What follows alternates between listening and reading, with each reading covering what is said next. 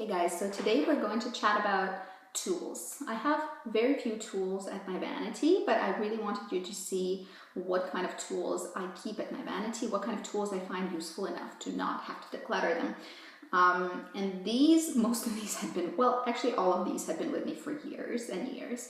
So this is tried and true, and nothing here is, new, I just got it sort of thing. I've really been using these forever. A couple of things that I recommend that are kind of obvious are, first of all, a really good pair of very sharp steel scissors. Mine are self-sharpening surgical scissors. You don't have to have surgical scissors, but they are the most precise, most durable, and very, very sharp. You can customize the size that you want. Medium size is the best for me. It works for anything from, trimming my bangs because they're so sharp and to opening boxes. Like it's useful to have a really good pair of scissors, and I would suggest you find a really, really great quality pair of scissors.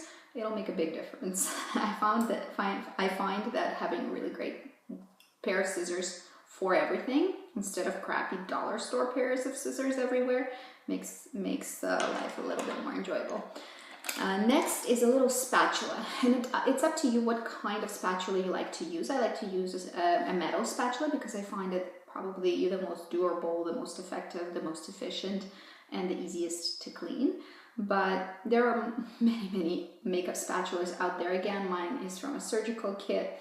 It has a blunt end and a rounded end, so it really is quite useful.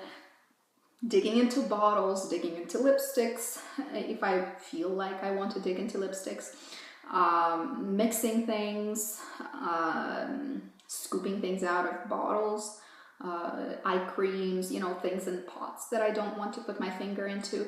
Really easy to clean and really easy to keep, very sanitary over here. So a little spatula is essential. Next we have a pallet. People can use anything. Any flat surface will do for a palette. Anything that's easy to clean. I have an actual palette. This is from Crown Brush. There. I got it with a whole bunch of brushes when I ordered from Crown Brush.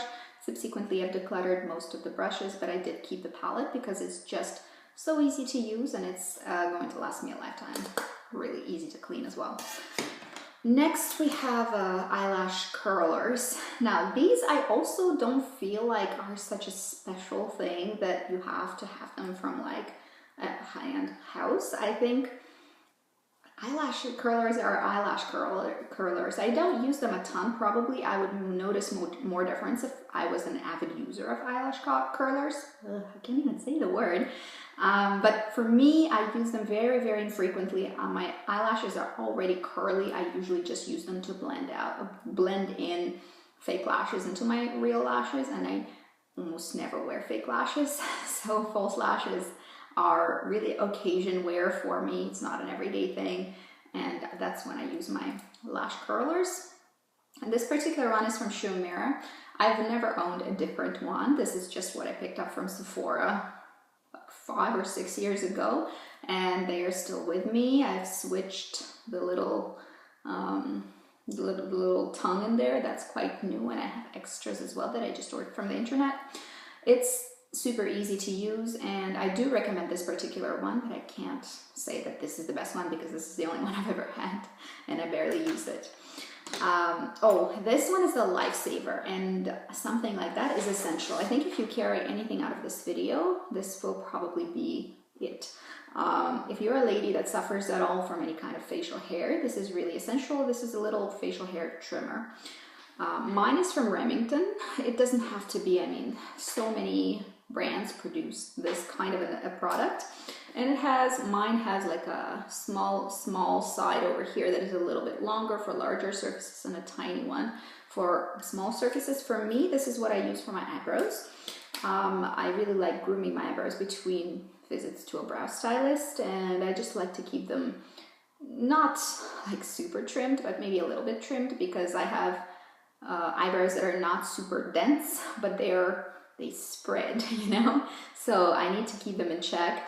I know that you can use, well, this kind of thing is really easy to use if you have like facial hair up here, which I don't, but many people do, or like a little upper lip hair.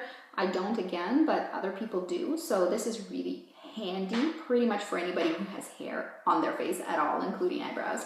So for me, this is eyebrow tool, but really it can work anywhere on your face that you would like it to work on.